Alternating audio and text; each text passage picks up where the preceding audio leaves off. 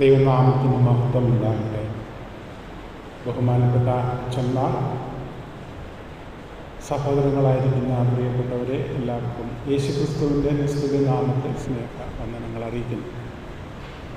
ദൈവവചനം പഠിക്കുന്നതിന് ഇത്രയും താല്പര്യമുള്ള ആളുകൾ എൻ്റെ ഇടവകയിൽ ഉണ്ട് എന്ന് അറിയുന്നതിൽ ഞാൻ ദൈവത്തെ സ്തുതിക്കുന്നു. കഴിഞ്ഞ ആഴ്ചയിൽ ഞാൻ പറഞ്ഞിരുന്നല്ലോ, നമ്മൾ ഇത് തുടങ്ങുന്നതിന് മുമ്പ് ഒരു പാട്ടിൻ്റെ 1-2 ചരണങ്ങൾ പാടി തിരുവചനത്തിലെ ഒരു വാക്യം പ്രാർത്ഥനയായിട്ട് പ്രാർത്ഥിച്ച ശേഷം തുടങ്ങാമെന്ന്. അത് ഞാൻ പറഞ്ഞിട്ടില്ല. കഴിഞ്ഞ ആഴ്ച നമ്മൾ പാടിയത് ഓർക്കുന്നുവെന്നാണ് ഞാൻ വിചാരിക്കുന്നത്. ഓർക്കുന്നെങ്കിൽ ചേർന്ന് നമുക്ക് പാടാം. തേനിനെക്കാളും തെങ്കട്ടേക്കാളും നാവിനു മധുരം നൽകും തിരുവചനം. തേനിനെക്കാളും തെങ്കട്ടേക്കാളും നാവിനു മധുരം നൽകും തിരുവചനം. ബാലൻ തൻ്റെ നടപ്പ് നിർമ്മലമാക്കിടുവാൻ വേദപ്രമാണം മൂലം കാത്തു സൂക്ഷിച്ചിടണം. തേനിനെക്കാളും തെങ്കട്ടേക്കാളും നാവിനു മധുരം നൽകും തിരുവചനം. പാദങ്ങൾക്കു ദീപവും പാതയ്ക്കു വെളിച്ചവും എന്നും വഴി കാട്ടിടും സത്യവേദവചനം. തേനിനെക്കാളും തെങ്കട്ടേക്കാളും നാവിനു മധുരം നൽകും തിരുവചനം. പാപം ചെയ്യാതിരിപ്പാൻ നിന്റെ തിരുവചനം എൻ്റെ ഹൃദയത്തിൽ ഞാൻ നിത്യം സംഗ്രഹിക്കുന്നു. തേനിനെക്കാളും തെങ്കട്ടേക്കാളും നാവിനു മധുരം നൽകും തിരുവചനം. തേനിനെക്കാളും തെങ്കട്ടേക്കാളും നാവിനു മധുരം നൽകും തിരുവചനം. നമുക്ക് ഒരുമിച്ച് പ്രാർത്ഥിക്കാം. ദൈവമായ കർത്താവേ, നിന്റെ ന്യായപ്രമാണത്തിലെ അത്ഭുതങ്ങളെ കാണുവാൻ ഞങ്ങളുടെ കണ്ണുകളെ തുറക്കണമേ. യേശു പോലും പ്രാർത്ഥന കേൾക്കണമേ. ആമേൻ. കഴിഞ്ഞ ആഴ്ചയിൽ നമ്മൾ ഒരുമിച്ച് ധ്യാനിക്കാനായിട്ട് ശ്രമിച്ചത് ഒരു മുഖവുര. ഏതിനും ഒരു അടിത്തറ ആവശ്യമുണ്ടല്ലോ. ദാനിയേൽ എന്ന മനുഷ്യൻ ജീവിച്ചിരുന്നത് BC 620 മുതൽ 538 വരെയുള്ള കാലഘട്ടങ്ങളിലാണ്. ചിലർ വിശ്വസിക്കുന്നു BC 530 വരെയുള്ള കാലഘട്ടമാണെന്ന് വിശ്വസിക്കുന്നുണ്ട്. 90-ലധികം വയസ്സ് പ്രായമുള്ള വൃദ്ധനായ മനുഷ്യനായിട്ടാണ് താൻ ഈ ലോകത്തിൽ ജീവിച്ച് മരിച്ചത്. ദൈവമേൽപ്പിച്ച ദൗത്യം അർത്ഥവത്തായി താൻ ജീവിച്ച ചുറ്റുപാടുകളിൽ സംവേദനം ചെയ്ത് ദൈവത്തിൻ്റെ സാക്ഷ്യം ജീവിതത്തിലൂടെ വെളിപ്പെടുത്തി ദൈവഹിതപ്രകാരം ജീവിച്ച് നിത്യതയിൽ വിശ്രമിക്കുന്ന ദാനിയേൽ ഈ ചരിത്രത്തിൻ്റെ ഭാഗമായി ചരിത്രത്തിന് വിശദീകരിക്കാനാവാത്ത അദൃശ്യനായിരിക്കുന്ന ദൈവത്തെ ചരിത്രത്തിൻ്റെ ഭാഗമായി നിന്നുകൊണ്ട് ചരിത്രത്തിൽ ജീവിക്കുന്ന മനുഷ്യർക്ക്, അതാത് കാലത്ത് ജീവിക്കുന്ന മനുഷ്യർക്ക് സംഗതമായ തരത്തിൽ വ്യക്തിജീവിതത്തിലൂടെ സംവേദനം ചെയ്യുന്നതിൽ വിജയിച്ച ഒരു മനുഷ്യനാണ് ദാനിയേൽ. ദാനിയേലിൻ്റെ പുസ്തകത്തിൻ്റെ ചരിത്ര പശ്ചാത്തലം പുറകെ നമ്മൾ വായിച്ചു വരുമ്പോൾ ഗ്രഹിക്കാനായിട്ട് സാധിക്കും. 12 അധ്യായങ്ങൾ, 356 വാക്യങ്ങളാണ്. 1 മുതൽ 6 വരെ ചരിത്രവും 7 മുതൽ 12 വരെ പ്രവചനവുമാണ് ഉൾപ്പെടുത്തിയിരിക്കുന്നത്. ദാനിയേൽ എന്ന വാക്കിൻ്റെ അർത്ഥം ഗോഡ് ഈസ് മൈ ജഡ്ജ്, ദൈവം എൻ്റെ ന്യായാധിപതി എന്നാണ്. ഈ പുസ്തകത്തിൻ്റെ തീം ലഘൂകരിച്ചാൽ 4-ാം അധ്യായത്തിൻ്റെ 25-ാമത്തെ വാക്യത്തിൽ അത് നമുക്ക് കാണാൻ സാധിക്കും. 12 അധ്യായങ്ങളുള്ള ദാനിയേൽ പ്രവചനത്തിൻ്റെ സംക്ഷിപ്തമായിരിക്കുന്ന ഒരു സന്ദേശം എന്താണെന്നാൽ കേന്ദ്ര സന്ദേശം എന്തെന്ന് ചോദിച്ചാൽ 2 പദങ്ങളാണ്. Heaven Reigns, വാഴുന്നത് സ്വർഗമാകുന്നു. 4-ാം അധ്യായത്തിൽ ദാനിയേൽ പറയുന്നത് രേഖപ്പെടുത്തിയിട്ടുണ്ട്. 4-ാം അധ്യായത്തിൻ്റെ 25-ാമത്തെ വാക്യത്തിൽ നമുക്കത് കാണാനായിട്ട് സാധിക്കും. ദാനിയേൽ പ്രവചനം 2 ഭാഷകളിലായിട്ടാണ് മൂലഭാഷ അത് രേഖപ്പെടുത്തിയിരിക്കുന്നത്. അതിൻ്റെ കൃതി 2 ഭാഷയിലാണ് ചേർത്തിരിക്കുന്നത്. 12 അധ്യായങ്ങൾ.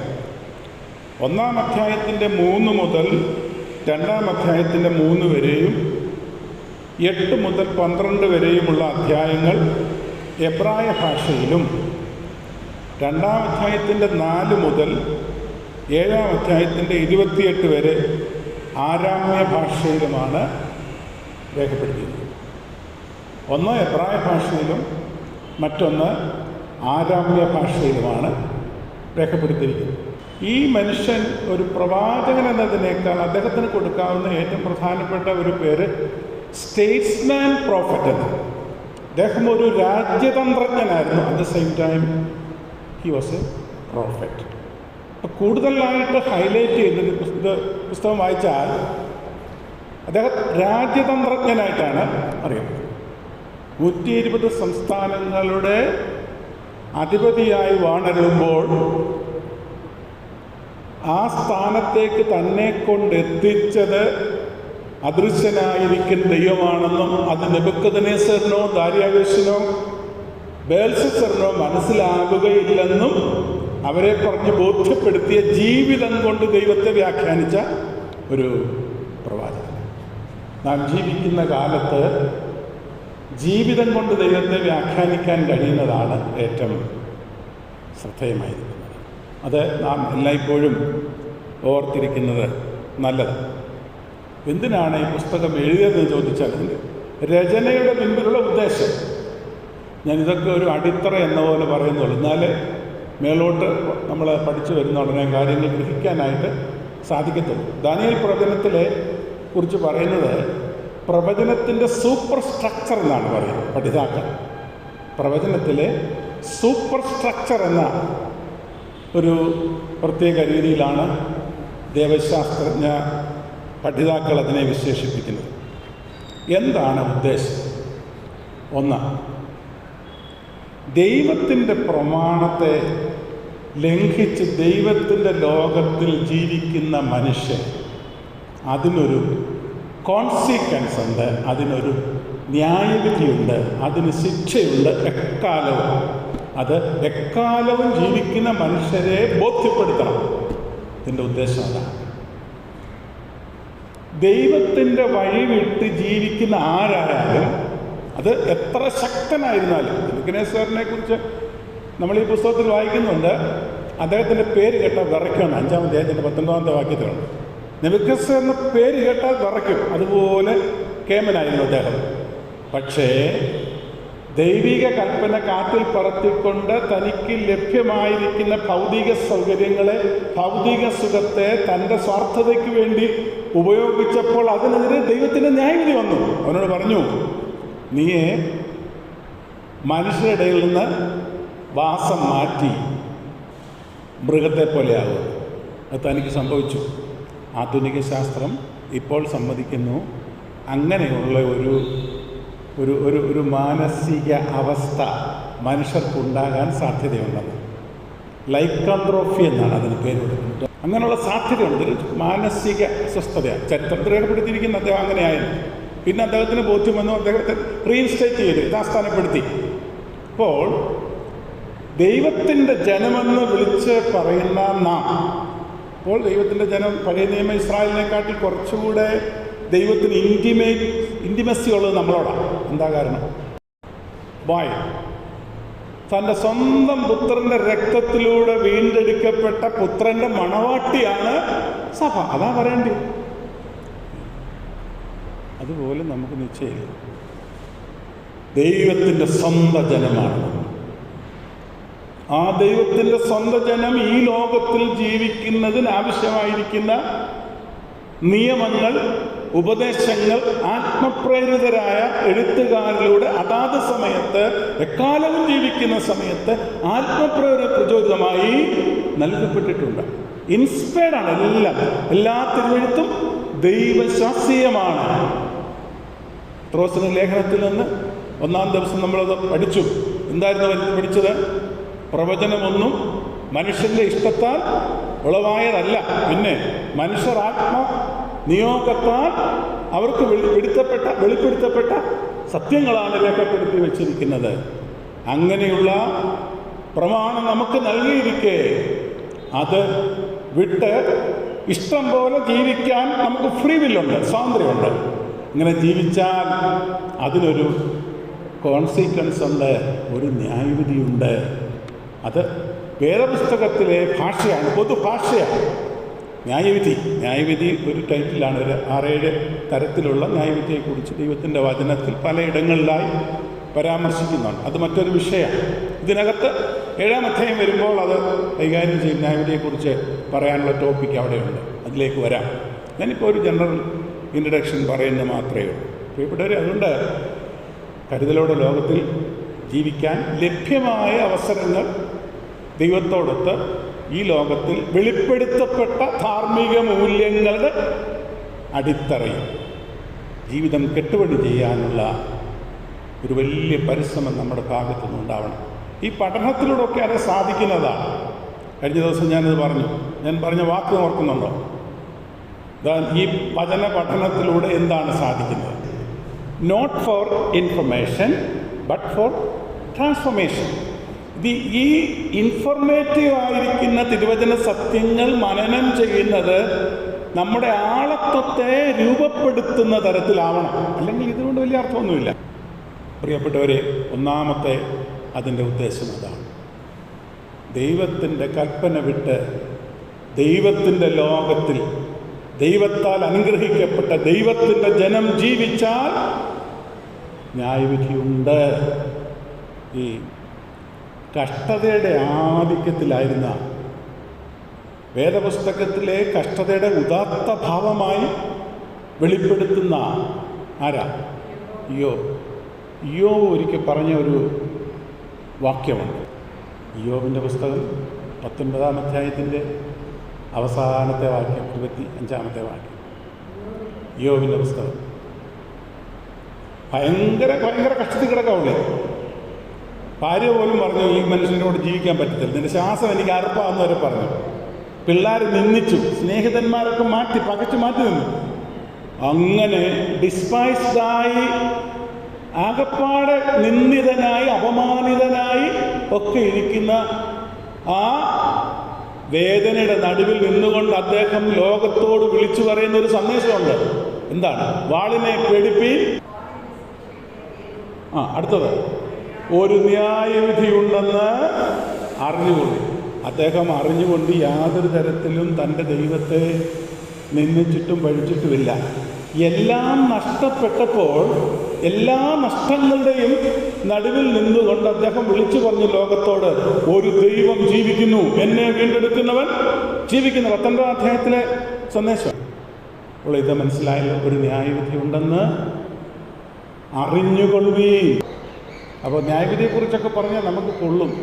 നമുക്കെപ്പോഴും ആവശ്യം സ്നേഹിക്കുന്ന കർത്താവ്, വിടുവിക്കുന്ന കർത്താവ്, പ്രാർത്ഥന കേൾക്കുന്ന കർത്താവ്, പുതിയ കാറ് മാറ്റി തരുന്ന കർത്താവ്, ജോലിക്ക് വിടുന്ന കർത്താവ്, അങ്ങനെ രോഗസൗഖ്യം തരുന്ന കർത്താവ്, ഇതൊക്കെയാണ്. അതൊക്കെ സത്യമാണ്. എൻ്റെ ദൈവത്താൽ അസാധ്യമായതൊന്നുമല്ല ഇത്, എല്ലാം സാധ്യമാണ്. പക്ഷെ അതിലുപരിയാണ് ദൈവം, അതിലുപരിയാണ് കർത്താവ്. He is greater than all these miracles. He is greater than the temple. He is greater than തിരശ്ശീലയ്ക്കെക്കാട്ട് വലിയവൻ, ക്രോണോസിനെക്കാട്ട് വലിയവൻ, മെത്രാച്ചന്മാരെക്കാട്ട് വലിയവൻ, രാജാക്കന്മാരെക്കാട്ട് വലിയവൻ, അഹരോനെക്കാട്ട് വലിയവൻ, എല്ലാവരിലും വലിയവൻ യേശു. ദൈവത്തിന് സ്തോത്രം. നമ്മളങ്ങ് ലിമിറ്റ് ചെയ്യുകയാണ് നമ്മുടെ കർത്താവിനെ, ലിമിറ്റ് ചെയ്യാണ് കർത്താവിനെ. പ്രിയപ്പെട്ടവരെ, സാന്ദർഭികമായി അത് ഞാൻ ഉപയോഗിച്ചു എന്ന് മാത്രം. 2, ഭാവിയിൽ സംഭവിക്കാതിരിക്കുന്നത് വളരെ വ്യക്തതയോടുകൂടെ നേരിട്ട് തൻ്റെ ജനത്തെ അറിയിക്കാനായിട്ട്. ഇത് വായിച്ച് പഠിച്ച് കഴിഞ്ഞാൽ നമ്മൾ വിചാരിക്കും ഇതൊക്കെ സംഭവിച്ചു കഴിഞ്ഞിട്ട് പറഞ്ഞതാണെന്ന് വിചാരിക്കും. അതായത് അന്ത്യോക്കസ് എപ്പിഫാനസിൻ്റെ കാലം വരെയുള്ള ചരിത്രം ഇതിനകത്ത് രേഖപ്പെടുത്തിയിട്ടുണ്ട്. അന്ത്യോക്കസ് എപ്പിഫാനസ് ജീവിച്ച കാലഘട്ടവും ഈ പ്രവാചകൻ ജീവിച്ച കാലഘട്ടവും രണ്ടാണ്. അപ്പോൾ അന്ത്യോക്കസ് എപ്പിഫാനസിൻ്റെ കാലശേഷമാണ് ഇത് എഴുതിയെന്ന് പറയുന്ന ദൈവശാസ്ത്രജ്ഞരുണ്ട്.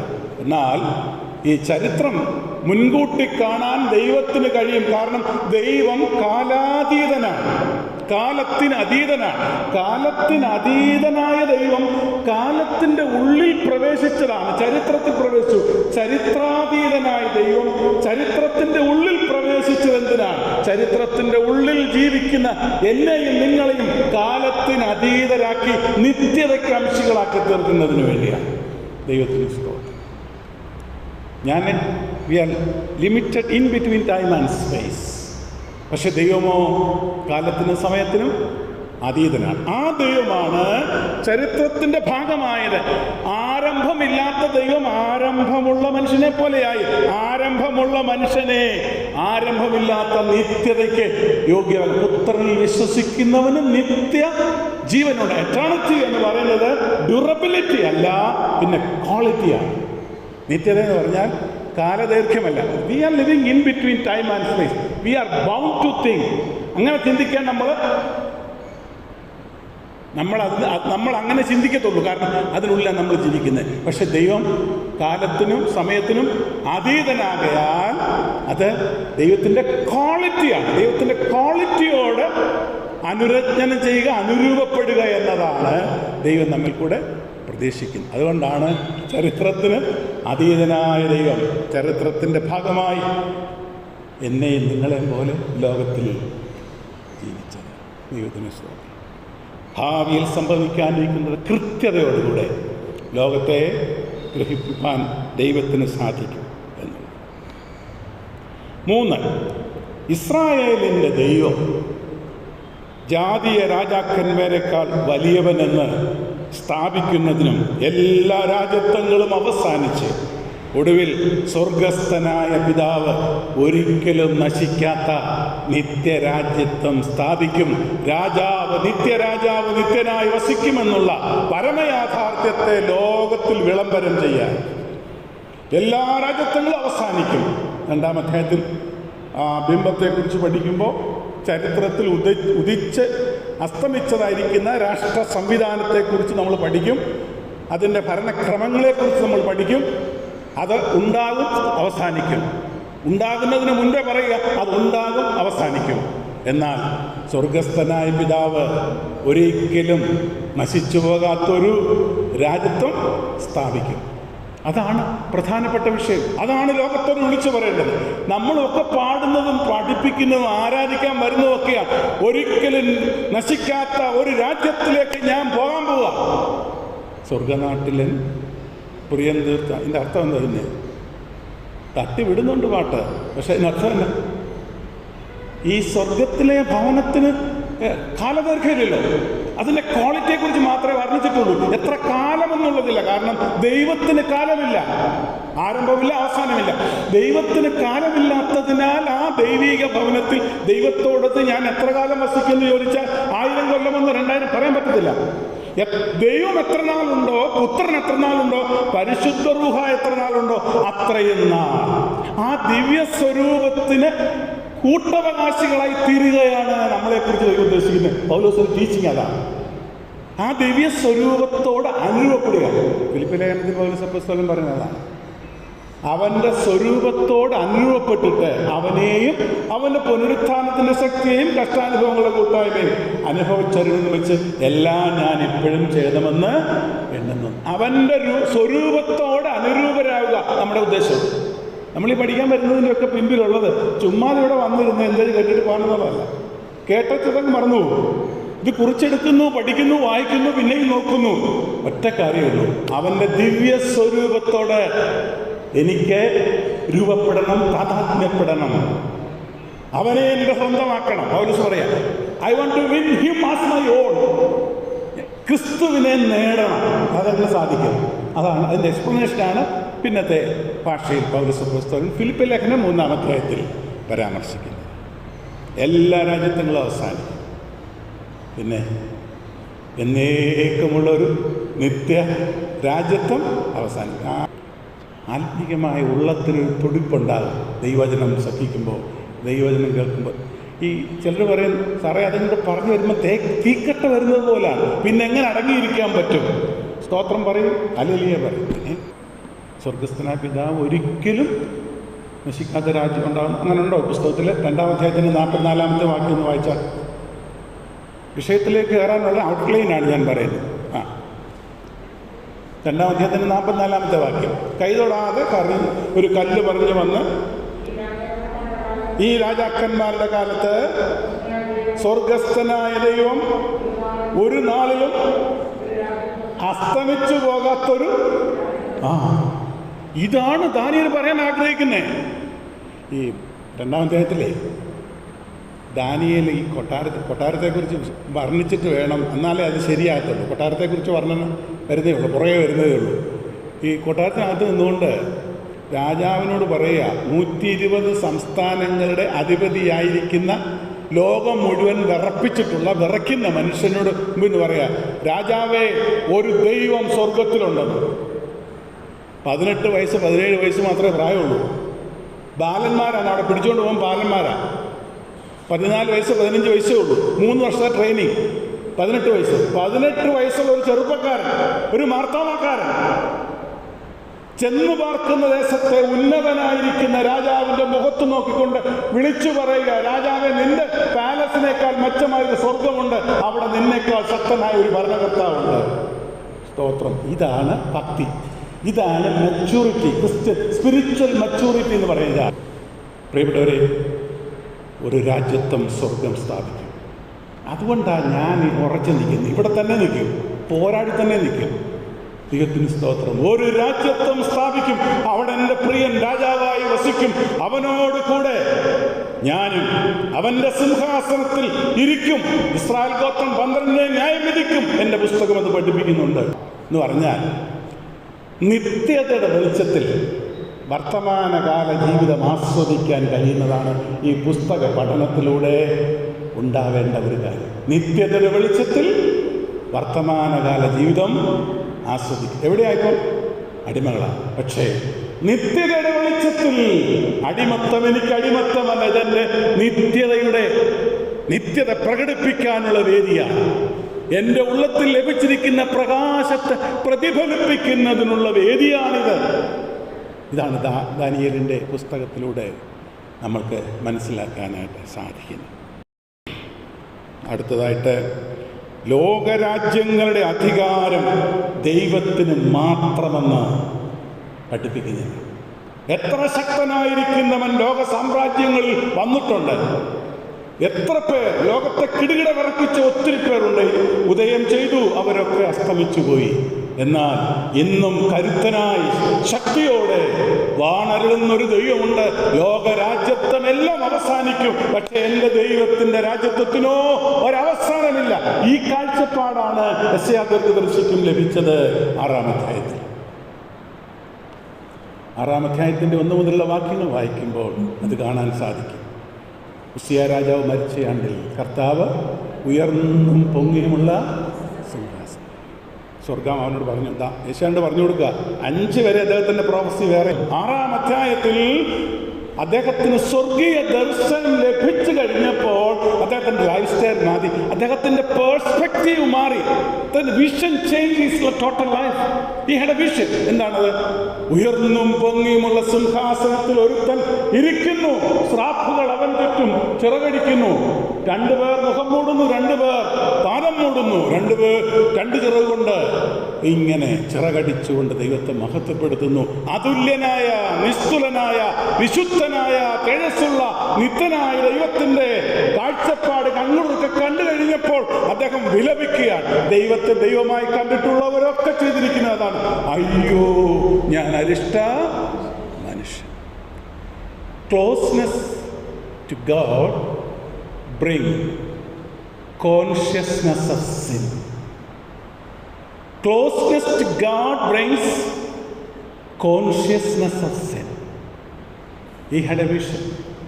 He has seen who God is, His resplendency. എല്ലാം കണ്ടു കഴിഞ്ഞപ്പോൾ അദ്ദേഹത്തിൻ്റെ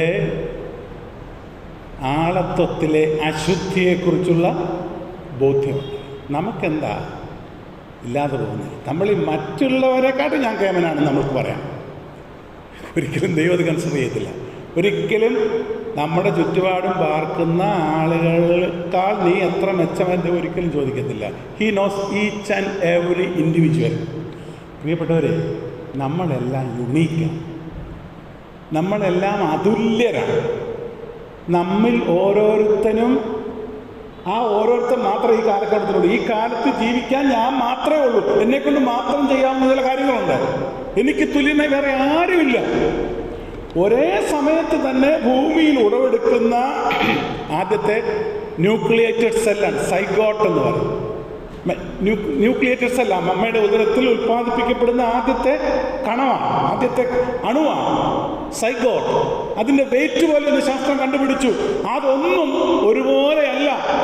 ഒരേ സമയത്ത് ജനിക്കുന്നുവെങ്കിലും അതൊന്നും ഒരുപോലെയല്ല. അമേരിക്കയിലൊക്കെ ചെല്ലുന്ന സന്ദർഭത്തിൽ അവർ കണ്ണിൻ്റെ ഫോട്ടോ എടുക്കും. കണ്ണാടിയൊക്കെ മാറ്റി വെച്ച് കണ്ണിൻ്റെ ഫോട്ടോ എടുക്കും. എന്തിനെന്നറിയാം കണ്ണിൻ്റെ ഫോട്ടോ എടുക്കുന്നത്? ജനന സമയത്തുണ്ടാകുന്ന ആ ഡിസൈൻ മരിക്കുന്നത് വരെ മാറത്തില്ല. അതുകൊണ്ടാണ് കണ്ണിൻ്റെ പിക്ചർ എടുത്താൽ ഇപ്പം എനിക്കൊന്നും ഗൾഫിൽ അങ്ങനെയാണെന്ന് തോന്നുന്നു. കണ്ണിൻ്റെ പിക്ചർ എടുക്കും. വ്യത്യാസമുണ്ട്. എന്നെപ്പോലെ വേറെ ഒറ്റ ഒരെണ്ണമില്ല ഭൂമിയിൽ. We are unique. നമ്മൾ യുണീക്കാണെങ്കിൽ നമുക്കെല്ലാവർക്കും വ്യത്യസ്തമായ ടാലന്റുകളും വ്യത്യസ്തമായ കഴിവുകളും നമുക്ക് തന്നിട്ട് ദൈവം നമ്മളെ ആക്കിയിരിക്കുന്നത്. നമുക്കെല്ലാവർക്കും ഓരോ സ്പേസ് ഉണ്ട്. ഒരു സ്പേസ് ഇല്ലാതെ ആരും ഈ ഭൂമിയിലില്ല. We have to discern my space in the history. എൻ്റെ ചരിത്രത്തിൽ എൻ്റെ സ്പേസ്, എൻ്റെ ഇടം ഞാൻ തിരിച്ചറിയുക. എനിക്ക് സ്പേസ് എന്ന ദൈവത്തോട് റിയലൈൻ ചെയ്യുക. അപ്പോൾ ദൈവം എനിക്കിങ്ങനെ time to time he reveals what to do, what not to do. അതനുസരിച്ച് മുന്നോട്ട് ജീവിക്കുമ്പോഴാണ്. അപ്പം 70 വർഷക്കാലം ബാബേൽ പ്രവാസത്തിൽ ഈ മനുഷ്യനായിരിക്കണമെന്നുള്ളത് സ്വർഗത്തിൻ്റെ നിർണയമാണെന്ന് തിരിച്ചറിഞ്ഞു ദാനിയേൽ. അതനുസരിച്ച് ജീവിതത്തെ ചിട്ടപ്പെടുത്തുകയാണ് കരണീയമായിരിക്കുന്നത്. ദാനിയേലിന് അത് സാധ്യമായി തീർന്നു. ഈ 2 രാജാക്കന്മാർ 20-ാം അധ്യായത്തിൻ്റെ 18-ാമത്തെ വാക്യം ഒന്ന് വായിച്ചാൽ ഈ ദൈവത്തിൻ്റെ പദ്ധതിയിലെ നേരത്തെ ഉള്ള ഒരു സൂചന, അപ്പോൾ ദൈവത്തിന് ഒന്നും മറവായിരിക്കുകയില്ലെന്നുള്ളത് സ്ഥാപിക്കാൻ വേണ്ടി ഞാൻ ആ വാക്യം വായിപ്പിക്കുന്ന ഈ വിഷയമായിട്ട് ബന്ധമല്ല. ഇനി വരുന്നല്ലോ ഈ ഇന്നലെ വായിച്ച സംഭവത്തോട് ബന്ധപ്പെട്ട ചരിത്രം വരുന്നതേ ഉള്ളൂ. ഇതൊരു ജനറൽ റെഫറൻസ് ആണ് പറയുന്നത്. ദാനിയേൽ പ്രവചനം 1-ാം അധ്യായം നമ്മൾ വായിക്കാൻ പോവാം. ദാനിയേൽ 1-ാം അധ്യായത്തിൽ ദാനിയേലിനെ ട്രെയിൻ ചെയ്യാൻ ആരെ ഏൽപ്പിച്ചെന്നാണ് ഇവിടെ വായിച്ചിരിക്കുന്നത്. വായിച്ചതായിപ്പോൾ ഷണ്ണന്മാരെ ഏൽപ്പിച്ചെന്ന, യൂനക്സ് ഷണ്ണന്മാരെ ഏൽപ്പിച്ചെന്ന. അതിനെക്കുറിച്ച് വലിയ വിവാദമുണ്ട് ദാനിയേലിനെ കുറിച്ച്. ദൈവത്തിൻ്റെ പ്രവചനത്തിൻ്റെ എത്ര കൃത്യമാണെന്ന് നോക്കിയേ. വേറെ ആളുകൾ എന്നിട്ടാണോ ഷണ്ണന്മാരെ ഏൽപ്പിച്ചത്? കൃത്യതയാണ്, ദൈവജനത്തിൻ്റെ കൃത്യതയാണ്. ദൈവജനം നേരത്തെ, അതായത് ഈ ദാനിയേൽ ജനിക്കുന്നതിന് മുമ്പേ പറഞ്ഞു വച്ചിരിക്കുകയാണ്, നിന്റെ സഹോദരന്മാർ ചിലർ ആരായിരിക്കും, ഞാൻ ദൈവജനത്തിൻ്റെ കൃത്യതയെക്കുറിച്ച് പറയാൻ വേണ്ടി ഓർപ്പിച്ചു. വേറെ റെഫറൻസ് ഉണ്ട്, അത് ഇതോട് ചേർന്ന് വരുമ്പോൾ നമുക്ക് എടുത്ത് പരിശോധിക്കാവുന്നതാണ്. ദൈവത്തിന് സ്തോത്രം. ദൈവം തൻ്റെ ദാസന്മാർക്ക് രഹസ്യങ്ങളെ വെളിപ്പെടുത്താൻ 2 മാർഗങ്ങളുള്ളതായിട്ട് കഴിഞ്ഞ ആഴ്ച ഞാൻ പറഞ്ഞിരുന്നു. റഫറൻസ് സഹിതമാണ് പറഞ്ഞത്. സംഖ്യാപുസ്തകം 12-ാം അധ്യായത്തിൽ ദൈവം നേരിട്ട് ഇടപെട്ട് മോശയെക്കുറിച്ച് പറയുന്ന കൂട്ടത്തിൽ അരുളി ചെയ്തതാണ്, നിങ്ങളുടെ ഇടയിൽ ഒരു പ്രവാചകനുണ്ടെങ്കിൽ ഞാൻ അവന് സ്വപ്നത്തിൽ എന്നെ തന്നെ വെളിപ്പെടുത്തി കൊടുക്കും, ദർശനത്തിൽ ഞാൻ അവനോട് അരുളി ചെയ്യും. എന്താണ് സ്വപ്നവും ദർശനവും തമ്മിലുള്ള വ്യത്യാസം? സ്വപ്നം നമ്മൾ ഉറക്കത്തിൽ, ദർശനം ഉണർന്നിരിക്കുമ്പോൾ. സ്വപ്നം, ദർശനം. സ്വപ്നം ഉറക്കത്തിലും ദർശനം, അത് രണ്ടും ആരാൽ വരുന്നു? ഒരു ദൈവഭക്തനെ സംബന്ധിച്ചിടത്തോളം രണ്ടും ദൈവത്താൽ സംഭവിക്കുന്നു. ഞാൻ കേബാർ നദിയുടെ തീരത്തിരിക്കുമ്പോൾ ഞാൻ കണ്ട കാഴ്ച അത് ദർശനമാണ്. ദാനിയേലിനുണ്ടായ ദർശനമാണ്. എന്നാൽ സ്വപ്നത്തിൽ അരുളി ചെയ്തതിനെ സ്വപ്നവ്യാഖ്യാതാവായ ദാനിയേലിന് ദൈവം വെളിപ്പെടുത്തി. ഇത് ഈ 12 അധ്യായങ്ങളുടെ പഠനത്തിൽ, അത് പ്രത്യേകിച്ച് 6 വരെയുള്ള ചാപ്റ്റേഴ്സിൻ്റെ പഠനത്തിൽ ഇത് നമുക്ക് മനസ്സിലാക്കാൻ സാധിക്കുന്നത്. ഈ ബാബേലിൻ്റെ സംസ്കാരവും ബാബേലിൻ്റെ ചരിത്രവും ഏകദേശം 4000 വർഷത്തെ ചരിത്രം ഈ ബാബേലിനെ കുറിച്ച് പരിചിതമുണ്ട്. അതിൽ ഏറ്റവും പ്രബലനായിരിക്കുന്ന ഒത്തിരി രാജാക്കന്മാർ ഈ രാജ്യം ഭരിച്ചിട്ടുണ്ട്. അതിൽ 2 പ്രബല രാജാക്കന്മാരെക്കുറിച്ചുള്ള റിപ്പോർട്ടുകൾ ലഭ്യമാണ്. ഒന്ന് സുമർ, മറ്റൊന്ന് അർക്കാദ്. അവരുടെ ഭരണം ഇങ്ങനെ വരുന്ന കാലം സുമേരിയൻ വംശവും അർക്കാഡിയൻ വംശവും ഒക്കെ ഭരിച്ച് കഴിഞ്ഞിട്ട് 1798 BC ഹമ്മുറാബി എന്ന് പറയുന്ന അമോര്യ രാജാവ് ഈ ദേശം കീഴടക്കി ശക്തനായിരിക്കുന്ന ഒരു ഭരണാധികാരിയായി അദ്ദേഹം ബാബിലോണിൽ പോരാടി. അദ്ദേഹത്തിൻ്റെ നിയമാവലികൾ ഇന്നും വിശ്വപ്രസിദ്ധമാണ്. ഹമ്മുറാബിയുടെ നിയമാവലികൾ ലോക നിയമസംഹിതയ്ക്ക് മാർഗദർശനം നൽകിയിട്ടുള്ളത് ഹമ്മുറാബിയുടെ നിയമാവലിയാണ്, നിയമസംഹിതയാണ്. അപ്പോൾ ഈ ബാബിലോൺ എന്ന് പറയുന്ന സംസ്കാരം ഒരു കാലഘട്ടത്തിൽ ഏറ്റവും ഉന്നതമായിരിക്കുന്ന ഒരു നിലവാരം പുലർത്തിയിരുന്ന സംസ്കാരമായിരുന്നുവെന്ന് അനേക പ്രിയപ്പെട്ടവരുടെ എഴുത്തുകൾ കൂടി നമുക്ക് മനസ്സിലാക്കാൻ സാധിക്കും. ഇന്നും ആ സ്ഥലമുണ്ട്. ഇറാഖിലെ ബാഗ്ദാദിന് 90 മൈൽ തെക്കായി ഈ സ്ഥലം ഇന്നും നിലനിൽക്കുന്നുണ്ട്. 2 അവശിഷ്ടങ്ങളുണ്ട്. ഒന്ന് ഇഷ്താർ ഗേറ്റ്, ഏറ്റവും വലിയ ഗേറ്റാണ്. ആ ഇഷ്താർ ഗേറ്റിനെ കുറിച്ചൊക്കെയുള്ള പഠനം പിന്നീട് വരും. 5ാമത്തെ മെർദൂക്കിൻ്റെ ക്ഷേത്രം, മെർദൂക്ക് ദേവൻ്റെ ക്ഷേത്രം. ഇത് രണ്ടും ഇന്നും പുരാതന സംസ്കാരത്തിൻ്റെ ഭാഗമായി അവിടെ നിലനിൽക്കുന്നുണ്ട്. BC 606 കർക്കമേഷ് യുദ്ധത്തിൽ ബാബിലോണിനെ ആക്രമിക്കാൻ ഈജിപ്റ്റ് വന്ന ചരിത്രമുണ്ട്. ഇതൊക്കെ ചരിത്രത്തിൻ്റെ ഭാഗമാണ്. അതാണ് ഈ പുസ്തകത്തിൻ്റെ പ്രത്യേകത. ചരിത്രവും ദൈവിക വെളിപ്പാടും തമ്മിൽ കോർത്തിണക്കിയ മനോഹരമായൊരു പുസ്തകമാണ്. ചരിത്രത്തിനും മാറി നിന്നുകൊണ്ട് ഈ പുസ്തകത്തെ പഠിക്കാനായിട്ട് സാധിക്കത്തില്ല. BC 606 കർക്കമേഷ് യുദ്ധത്തിൽ ബാബിലോണിനോട് യുദ്ധം ചെയ്തു ഈജിപ്റ്റ്. അന്ന് നെബൂഖദ്നേസർ രണ്ടാമൻ ആ യുദ്ധത്തിൽ അവരെ ഈജിപ്തിനെ തോൽപ്പിച്ചു. എന്നാൽ അദ്ദേഹത്തിൻ്റെ പിതാവ് ഭരണസാരഥ്യം വഹിച്ചിരുന്നതിനാൽ അദ്ദേഹം മരിക്കുന്നത് വരെ ഭരണമേറ്റെടുത്തില്ല. BC 606 ഉത്തരാർദ്ധത്തിൽ, അതായത് പകുതി കഴിഞ്ഞപ്പോൾ അദ്ദേഹം ബാബിലോണിൻ്റെ ഭരണസാരഥ്യം ഏറ്റെടുത്തു. ആ കാലഘട്ടത്തിലാണ് അദ്ദേഹം യെരുശലേമിനെ ആക്രമിക്കാനായിട്ട് ആഗ്രഹിക്കുകയും ഒന്നാമത്തെ വിസിറ്റ് 606 അവരെ ആക്രമിച്ച് കുറേ പേര് ഇങ്ങോട്ട് കൊണ്ടുവന്നു. എന്നാൽ ഭരണം യെഹോയാക്കീമിനെ ഏൽപ്പിച്ചു. നീ തുടർന്നോളാൻ പറഞ്ഞു. പക്ഷേ യെഹോയാക്കീം ദൈവികതയില്ലാത്ത മനുഷ്യൻ, ദൈവികയില്ലാത്ത രാജാവ്, ദൈവത്തെ മറന്നവനായിരിക്കുന്ന രാജാവ് 10-13 വർഷം കഴിഞ്ഞപ്പോൾ ഈജിപ്തുമായി ചേർന്ന് നെബൂഖദ്നേസറിനെ ആക്രമിക്കാൻ പദ്ധതിയിട്ടു. ഇത് തിരിച്ചറിഞ്ഞ മനുഷ്യൻ തിരിച്ചു വന്നിട്ട് അദ്ദേഹത്തെ സ്ഥാനഭ്രഷ്ടനാക്കിയ ശേഷം വീണ്ടും അദ്ദേഹം കുറേ ആളുകളെ അടിമത്തത്തിലേക്ക് കൊണ്ടുപോയി. ഫൈനലായിട്ട് 3 അടിമത്തങ്ങളാണ്. ഫൈനലായിട്ട് BC 587 ധാരാളം പേരെ അടിമകളായി കൊണ്ടുവന്ന കൂട്ടത്തിൽ ഉൾപ്പെട്ട ആളാണ് ദാനിയേൽ. അവരുടെ വീടും അവരുടെ നാടും അവരുടെ ദേവാലയവും എല്ലാം നഷ്ടപ്പെട്ടു. അതാണ് നമ്മളിവിടെ പരാമർശിച്ചത്. ആ ദേവാലയത്തിലെ പൊൻവെള്ളി പാത്രങ്ങൾ എടുത്തുകൊണ്ട് സീനാർ ദേശത്ത് ദേവന്റെ ദേവാലയത്തിൽ കൊണ്ടുവന്ന് വെച്ചു. മത്തായിയുടെ സുവിശേഷം 1-ാം അധ്യായത്തിൻ്റെ 17-ാമത്തെ വാക്യത്തിൻ്റെ പ്രത്യേകത എന്താണ്? അബ്രഹാം മുതൽ ദാവീദ് വരെ എത്ര തലമുറ? 14 തലമുറ. ദാവീദ് മുതൽ എവിടെ നിന്ന് എവിടെ പോയി? ബാബേലിൽ നിന്ന് ദാവീദ് മഹാനായിരിക്കും, ശക്തനായ ദാവീദും അത് കറങ്ങി തിരിഞ്ഞ് 28 തലമുറ കഴിഞ്ഞപ്പോൾ തിരിച്ചെവിടെ വന്നു? ഇതിൻ്റെ സാധ്യത ദൈവജനത്തിന് ഏത് കാലത്തും ഉണ്ടെന്നുള്ളൊരു ധ്വനി ഈ പുസ്തകത്തിലുണ്ട്. ഇപ്പൊ എവിടെ വന്നിരിക്കുക? ബാബിലോൺ. കൈയടിച്ച് പാട്ടും പാടി സ്വത്രത്തോടൊക്കെ നടന്നതാ. 28 തലമുറ കഴിഞ്ഞപ്പോൾ ഉപേക്ഷിച്ച ബാബിലോണിലാണ്. ആ ബാബിലോണിൻ്റെ സംസ്കാരത്തെയും ആ ബാബിലോണിൻ്റെ ചരിത്രത്തെയും കുറിച്ചൊന്ന് പരിശോധിച്ച ശേഷം നമുക്ക് മറ്റൊരു ചിന്തയിലേക്ക് പ്രവേശിക്കാം. ഈ എഴുത്തിൻ്റെ സുതാര്യതയെക്കുറിച്ച് ബോധ്യപ്പെടുത്താൻ ഒരു റെഫറൻസ് കൂടെ വായിക്കണം. സംഖ്യാപുസ്തകം വായിച്ച കൂടാതെ ഒരു റെഫറൻസ് കൂടെ ഉണ്ട്. ആമോസിൻ്റെ പുസ്തകം 3-ാം അധ്യായത്തിൻ്റെ 6ഉം 7ഉം വാക്യങ്ങൾ.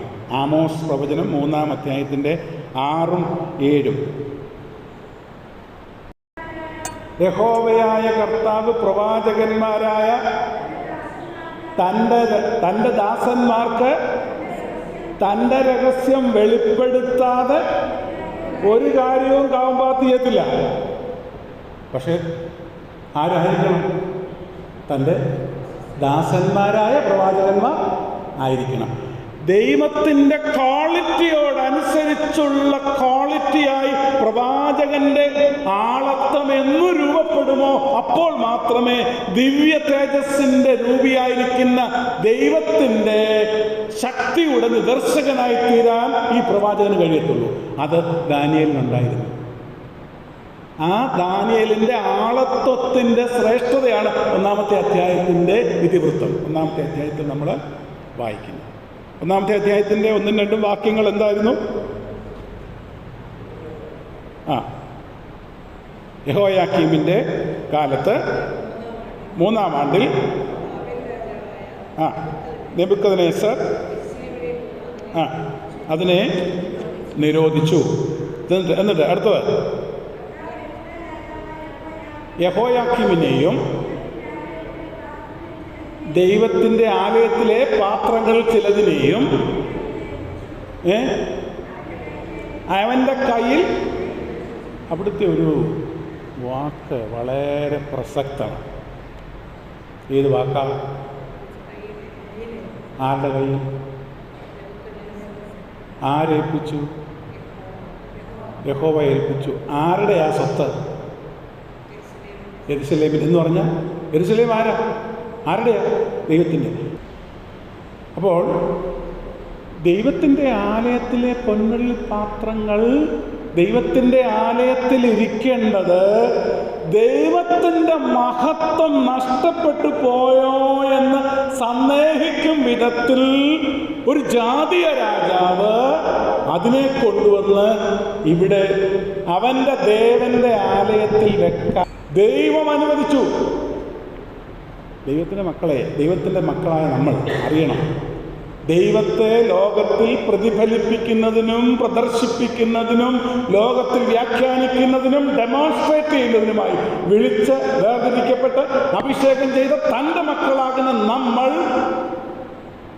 നമുക്ക് ജീവിക്കാൻ വെച്ചിരിക്കുന്ന ഒരു ലൈഫ് പാറ്റേൺ ഉണ്ട്.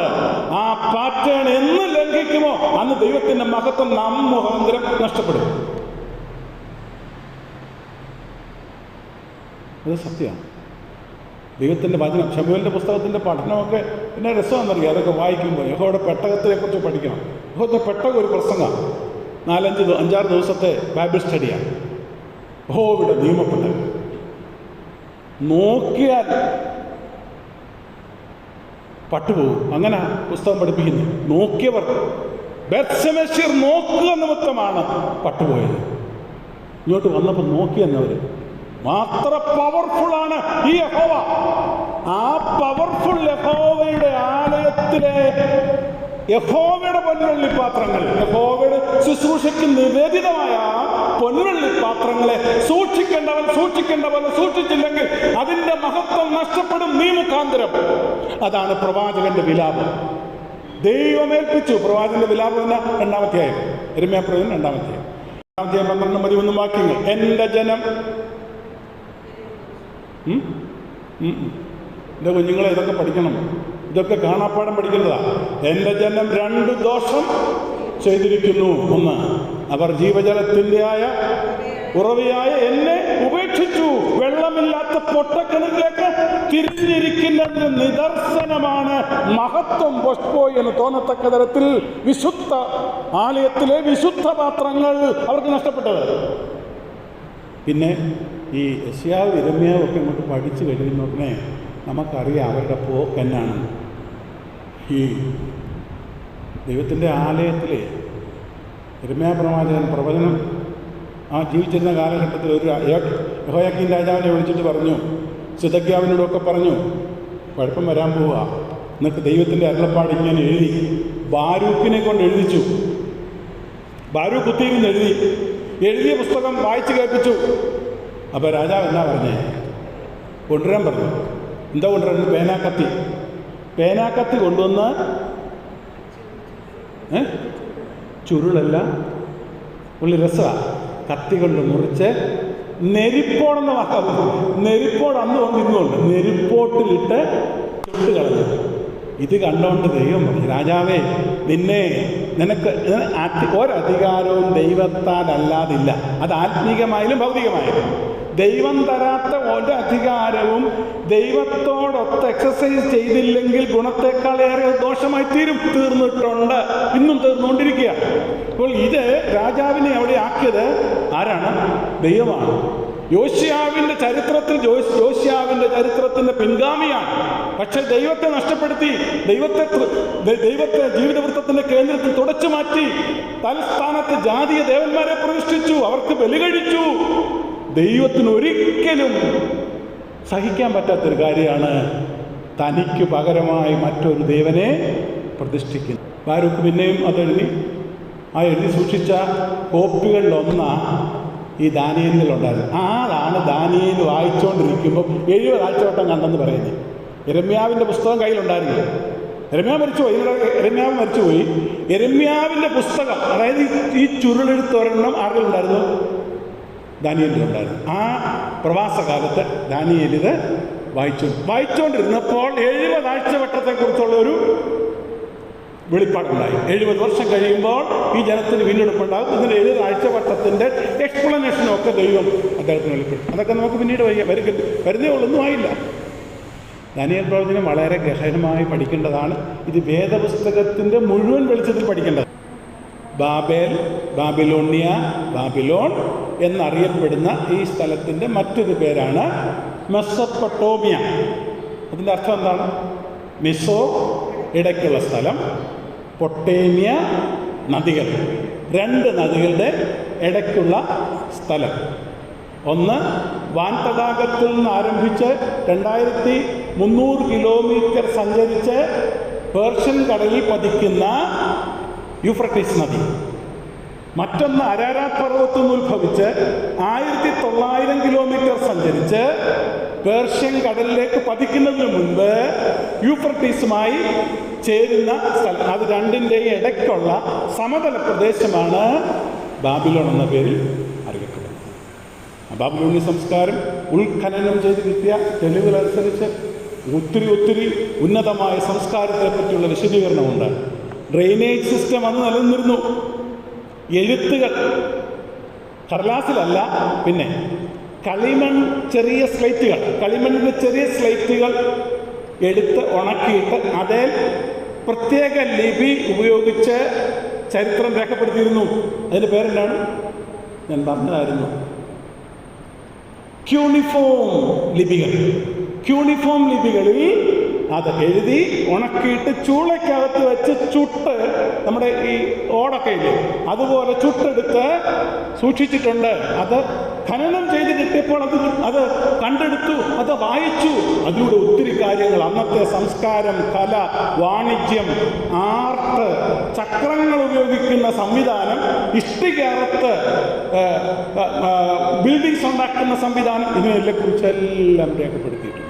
ശാസ്ത്രത്തെക്കുറിച്ചുണ്ട്, നക്ഷത്രശാസ്ത്രത്തെക്കുറിച്ചുണ്ട്, വിദ്വാൻമാരുടെ ചരിത്രമുണ്ട്. ഇതെല്ലാം അതിനകത്ത് രേഖപ്പെടുത്തിയിരിക്കുന്നു. അത്ര ഉന്നതമായിരിക്കുന്ന സംസ്കാരം. പക്ഷെ ഇതിൻ്റെ ആരംഭം അവിടെയല്ല. ഉൽപ്പത്തി പുസ്തകം എടുത്താൽ ഉൽപ്പത്തി പുസ്തകം 10-ാം അധ്യായത്തിൻ്റെ 9-ാമത്തെ വാക്യം. ഉൽപ്പത്തി പുസ്തകം 10-ാം അധ്യായം 9-ാമത്തെ വാക്യം. ഉൽപ്പത്തി പുസ്തകത്തിലായി തുടങ്ങുന്നത്. ശീനാർ ദേശത്ത് അവൻ്റെ ദേശത്തിൻ്റെ അതിർ. വേദചരിത്രത്തിലെ ആദ്യത്തെ രാജാവാണ് നിമ്രോദ്. അതുകൊണ്ടാണ് ദേശത്തിൻ്റെ അതിരിനെക്കുറിച്ച് പ്രഖ്യാപിച്ചിരിക്കുന്നത്. ശീനാർ ദേശത്ത് ബാബേൽ, പിന്നെ ഏറക്ക്. ഈ ഏറക്ക് എന്നത് അർക്കേഡിയൻ ഭാഷയിൽ വരുമ്പോൾ അതിന് മറോക്ക് എന്ന പദം ഉപയോഗിച്ചിരിക്കുന്നു. അതിൽ രൂപപ്പെട്ടാണ് ഇറാഖ് എന്ന പദം വന്നിരിക്കുന്നത്. അപ്പോൾ ഇറാഖ് എന്ന് പറയുന്ന ഈ പ്രദേശമുണ്ടല്ലോ, നമ്മുടെ പണ്ടത്തെ പൂർവ്വപിതാക്കന്മാരുമൊക്കെ ജീവിച്ച സ്ഥലമാണ്. അല്ലെങ്കിൽ ഏദനിൽ നിന്ന് പുറപ്പെട്ട 4 നദികളിൽ 2 നദി ഒഴുകുന്ന കാര്യത്തെക്കുറിച്ച് പറഞ്ഞു. ഒന്ന് ഫ്രാത്ത്, മറ്റൊന്ന് ഹിദ്ദേക്കൽ, പിന്നെ 2 ഉണ്ട്. ഏതൊക്കെയാണ്? ഗീഹോനും പീശോനും. അങ്ങനെ 4 നദി ഏദനിൽ നിന്ന് പുറപ്പെട്ടു. അപ്പോൾ ഏകദേശം അതിൻ്റെ പ്രാന്തപ്രദേശങ്ങളിലായിരിക്കണം ഏദൻ തോട്ടം എന്ന് പറഞ്ഞാൽ മറ്റൊരർത്ഥമുണ്ട്, എൻ്റെ ദൈവത്തിൻ്റെ കാല് ചവിട്ടിയ ഭൂമി. സ്തോത്രം. എൻ്റെ ദൈവത്തിൻ്റെ കാല് ചവിട്ടിയ ഭൂമിയാണ് അടിമത്തത്തിൽ പോകേണ്ടി വന്നത്. എൻ്റെ ദൈവത്തിൻ്റെ കാല് ചവിട്ടിയ ഭൂമിയിലെ മക്കളെ നിങ്ങൾ അടിമകളായി പോകേണ്ടി വന്നു. എത്ര സുന്ദരമാണ് അതിൻ്റെ പഠനം. ഈ നിമ്രോദ് വളരെ പ്രഗത്ഭനായ കേമനായിരിക്കുന്ന ഒരു ഭരണാധികാരിയായിരുന്നു. 1-ാമത്തെ രാജാവായിട്ട് ഇദ്ദേഹത്തെ വിശേഷിപ്പിക്കുന്നുണ്ട്. പിന്നെ ഒരു ഭാഷ ഉപയോഗിച്ചിരിക്കുന്നത് കൽനെ എന്ന് ഉപയോഗിച്ചിട്ടുണ്ട്. കൽനെ എന്ന് പറഞ്ഞാൽ കൽദേറാണ്. ആ കൽദേരുടെ പട്ടണമായ ഊരിൽ നിന്നാണ് ആര് വന്നിരിക്കുന്നത്? അബ്രഹാം വന്നിരിക്കുന്നത്. അപ്പോൾ അതിനെക്കുറിച്ച് വിശദമായിരിക്കുന്ന പഠനം നടന്നിട്ടുണ്ട്. ഉൽപ്പത്തി പുസ്തകം 11-ാം അധ്യായത്തിൽ ഈ നിമ്രോദിൻ്റെ ഒരു ദോഷവശത്തെക്കുറിച്ച് രേഖപ്പെടുത്തിയിട്ടുണ്ട്. ഉൽപ്പത്തി പുസ്തകം 11-ാം അധ്യായത്തിൽ അതെന്താണ്? നിമ്രോദിൻ്റെ മറ്റൊരു പ്രവൃത്തി. സംസ്കാര സമ്പന്നനായിരുന്നു. അദ്ദേഹത്തിന് വലിയ വിശാലമായ വിസ്തൃതമായൊരു ഭൂപ്രദേശം ഉണ്ടായിരുന്നു. നമ്മുടെ ബാബിലോണിൻ്റെ തലത്തൊട്ടപ്പനായിരുന്നു. പക്ഷേ അദ്ദേഹത്തിൻ്റെ പ്രവൃത്തിയെക്കുറിച്ച് 11-ാം അധ്യായം രേഖപ്പെടുത്തി. എന്താ? ഇഷ്ടികകത്ത് സ്വർഗത്തോളം എത്തുന്ന ഒരു നഗരം പണിയാനായിട്ട് താല്പര്യം കാണിച്ചു. ഇത് ഖനനം ചെയ്ത സന്ദർഭത്തിൽ ഈ ഇഷ്ടിക ഉണ്ടാക്കുന്ന ടെക്നോളജി സംവിധാനങ്ങളൊക്കെ കണ്ടുപിടിച്ചു. ചക്രങ്ങൾ കണ്ടുപിടിച്ചു, യന്ത്രങ്ങൾ കണ്ടുപിടിച്ചു, ഒത്തിരി ശാസ്ത്രങ്ങൾ കണ്ടുപിടിച്ചു. അത്ര സമ്പന്നമായിരുന്നു, അത്രമാത്രം പ്രസിദ്ധമായിരുന്നു. അവരുടെ ലൈബ്രറിയൊക്കെ വലിയ ലൈബ്രറിയാണ് കണ്ടെത്തിയിരിക്കുന്നത്. തന്ത്ര വിദ്യകൾ രേഖപ്പെടുത്തിയിരിക്കുന്ന ലിഖിതങ്ങൾ കണ്ടെത്തിയിട്ടുണ്ട്. അത്ര സമ്പന്നമാണ്, സമ്പുഷ്ടമാണ് ആ പ്രദേശം. ആ പ്രദേശത്തേക്ക് സ്വന്തം ദൈവത്തിൻ്റെ ജനമായി ദൈവത്തോടൊത്ത് സഞ്ചരിച്ചുകൊണ്ടിരുന്ന, യെരുശലേമിൽ വസിച്ച, ദൈവാലയത്തിൽ വസിച്ച, യാഗാദി കർമ്മങ്ങൾ ചെയ്തുകൊണ്ടിരുന്ന, ദൈവത്തെ അഭിമുഖമായി കണ്ടുകൊണ്ടിരുന്ന, ദൈവത്തിന് യാഗം കഴിച്ചുകൊണ്ടിരുന്ന, ദൈവത്തെ സ്തുതിച്ചുകൊണ്ടിരുന്ന, ജീവനുള്ള ദൈവത്തെ സ്തുതിച്ചുകൊണ്ടിരുന്ന ആ പ്രിയപ്പെട്ടവർ ഈ ഒരു വലിയ സംസ്കാരത്തിൻ്റെ മധ്യത്തിലേക്ക് പോകേണ്ടതായിട്ട് വന്നു. ഭൂരിപക്ഷം ജനങ്ങളും ദൈവത്തെ മറന്നുപോയി. 137-ാം സങ്കീർത്തനക്കാരൻ പാടുന്നുണ്ട്, കേബാർ നദിയുടെ തീരത്ത് ഞങ്ങളിരുന്നു. കേബാർ എന്ന് പറയുന്നത് യൂഫ്രട്ടീസിൻ്റെ കൈവഴിയാണ്.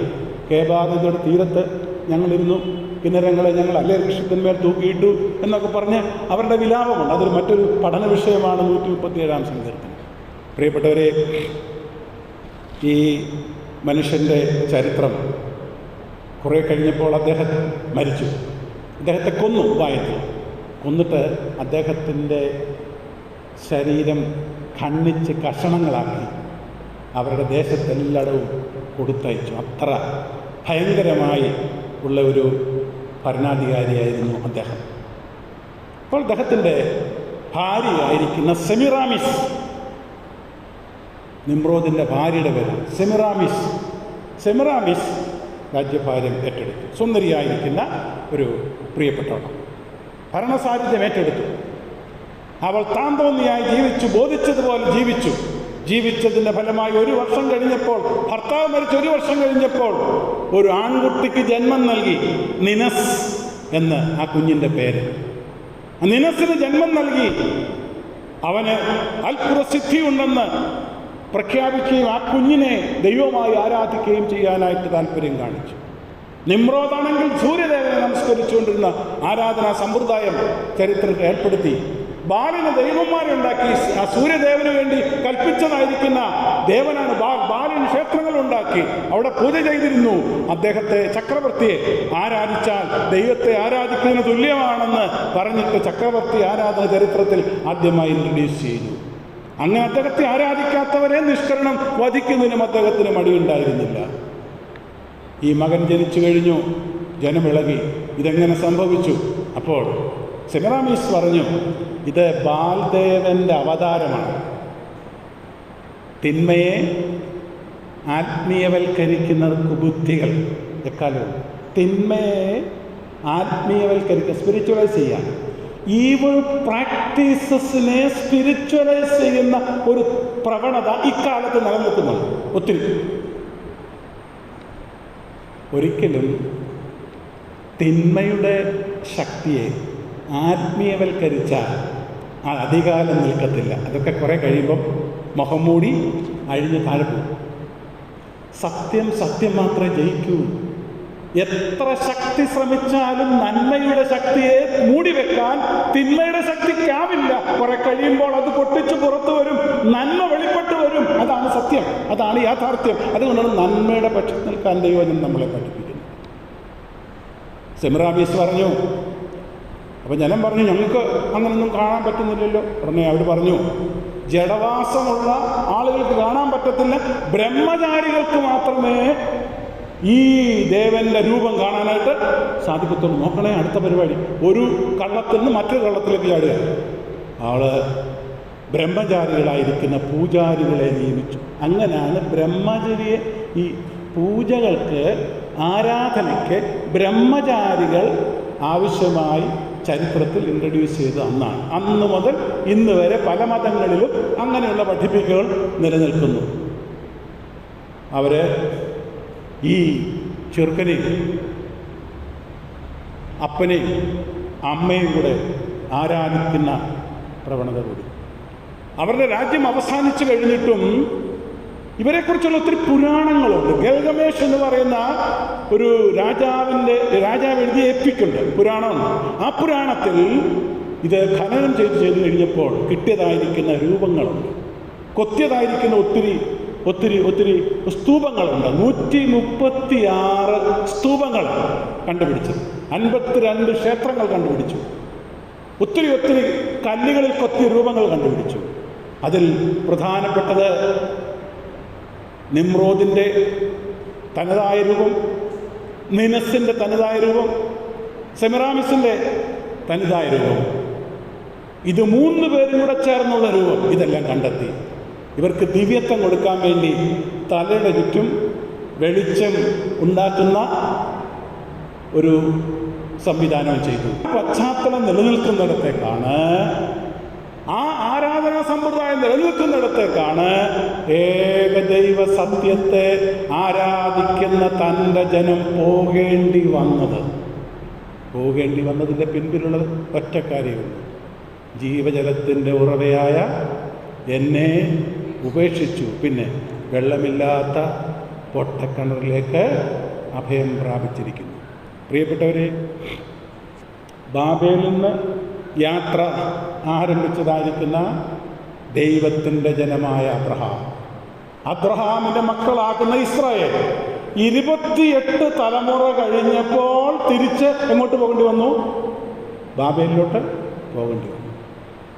അബ്രഹാം മൽപ്പാനച്ചൻ ആത്മപ്രചോദിതമായി രൂപപ്പെടുത്തിയതായിരിക്കുന്ന മാർത്തോമാ സഭയുടെ നവീകരണ ആത്മാവിൻ്റെ ആരാധന, ആ നവീകരണ സ്പിരിറ്റ്